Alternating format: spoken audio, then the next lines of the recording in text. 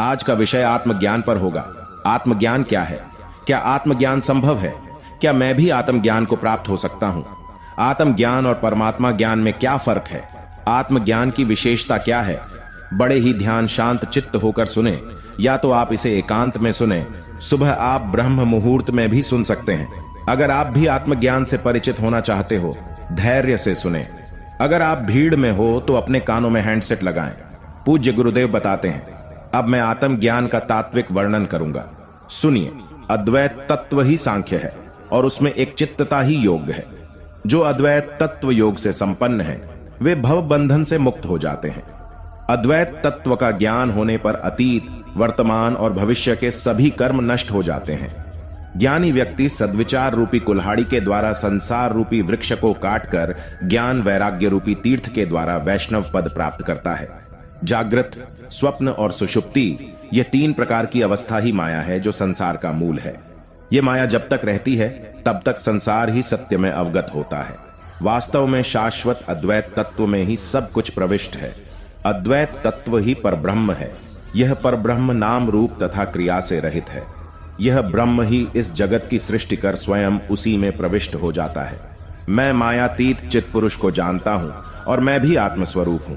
इस प्रकार का ज्ञान ही मुक्ति का मार्ग है। मोक्ष लाभ के लिए इससे अतिरिक्त अन्य कोई भी उपाय नहीं है।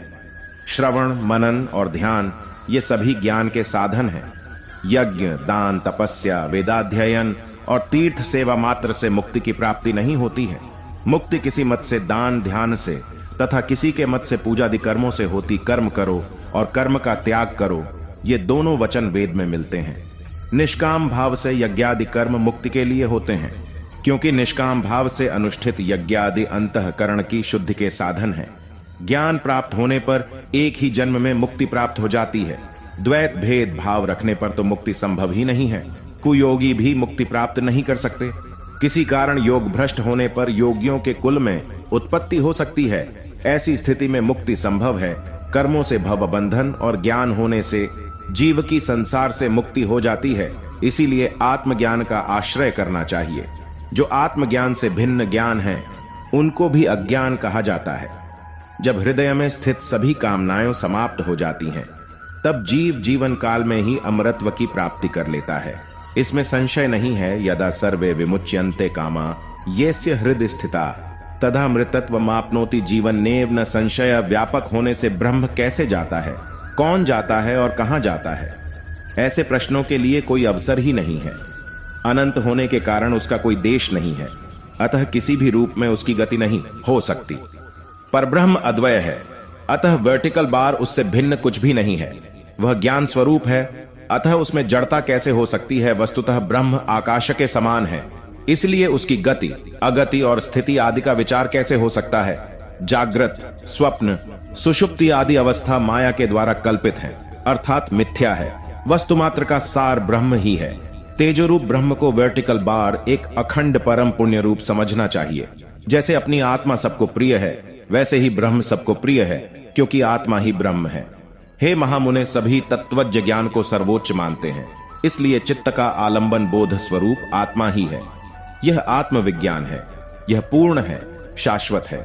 जागते, सोते तथा सुषुप्त अवस्था में प्राप्त होने वाला सुखपूर्ण सुखरूप ब्रह्म का ही एक क्षुद्र अंश समझना चाहिए। जैसे एक मृण्मय वस्तु का ज्ञान होने पर समस्त मृण्मय पदार्थ जान लिया जाता है। सर्वत्र व्याप्त शाश्वत तत्व ज्ञान स्वरूप ब्रह्म यदि सदा सर्वत्र सभी के हृदय में विद्यमान नहीं है तो विस्मृत अर्थ का स्मरण नहीं होना चाहिए, पर होता है। ऐसी स्थिति में यह स्मरण किसको होता है? निश्चित ही चेतन तत्व को ही होता है। इसे ही आत्मा, ब्रह्म, परमात्मा आदि के रूप में स्वीकार किया गया है। चेतन तत्व की सत्ता अणु, अशरीरी अथवा परम व्यापक तत्व किसी भी रूप में स्वीकार किया जाए, पर स्वीकार करना ही है, अन्यथा प्राणी को सुख दुख का अनुभव नहीं हो सकेगा।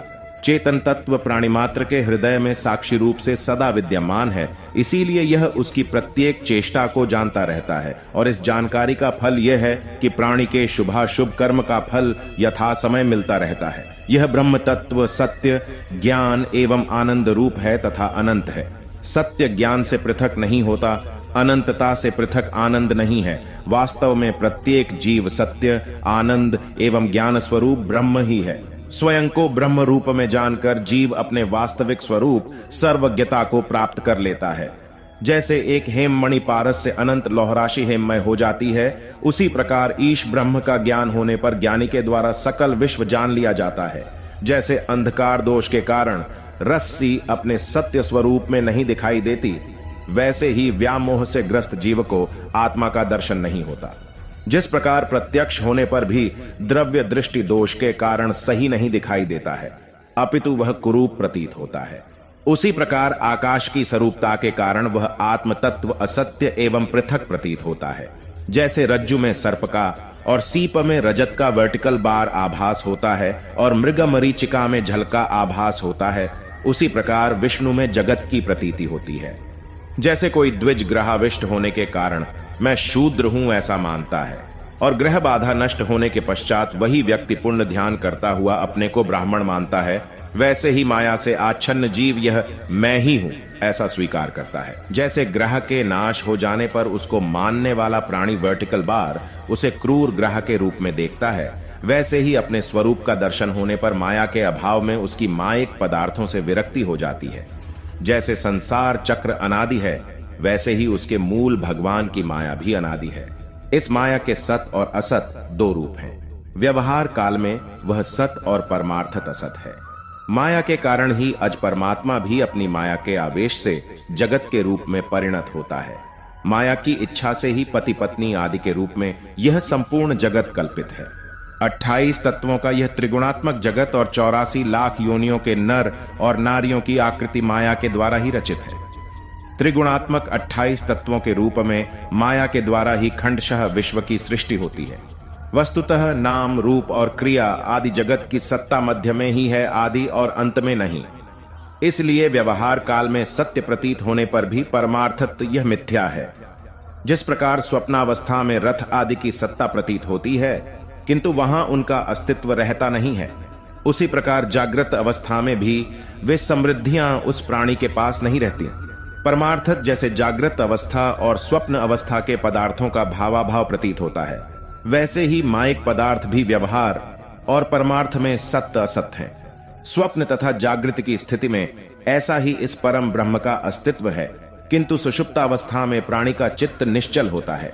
सभी ज्ञानेंद्रियों एवं कर्मेंद्रियों के साथ मन उस आत्मा के साथ एक आकार की स्थिति में रहता है, अतः उस समय सत असत का कुछ भी ज्ञान प्राणी को नहीं होता। इसी निश्चेष्टता को अचल और अद्वैत पद कहते हैं। ऐसा ही उस ब्रह्म का स्वरूप है। माया का अस्तित्व अविचार के कारण ही सिद्ध होता है, किंतु विचार करने पर वह अस्तित्वहीन है। यह ब्रह्म के समान निरंतर विद्यमान रहती है, ऐसा नहीं है। यह तो मात्र कल्पना है। इस प्रकार उस असत माया का आत्म संबंध के कारण सत्यत्व सिद्ध होता है। जो सत्य होता है उसी का अस्तित्व माना जाता है, और अस्तित्व के कारण ही पदार्थ की सत्यता स्वीकार की जाती है।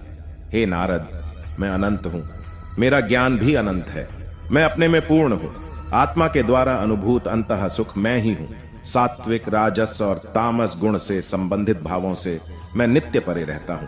मेरी उत्पत्ति अशुद्धता से नहीं हुई है। मैं शुद्ध हूं, मैं तो अमृत स्वरूप हूं, मैं ही ब्रह्म हूं। मैं प्राणियों के हृदय में प्रज्वलित वह ज्योति हूं, जो दीपक के समान उनके अज्ञान रूपी अंधकार को विनष्ट करती रहती है। यह आत्मज्ञान की स्थिति है। तो कैसा लगा आज का आत्म ज्ञान? कमेंट बॉक्स में अपनी राय जरूर दें। हम ऐसे ही ज्ञान की बातें आप तक पहुंचाते रहेंगे, जो आपके जीवन और कर्मों को उज्जवल बनाने वाली है। अब इजाजत दें। आपके इस दोस्त को तब तक के लिए जय श्री कृष्ण।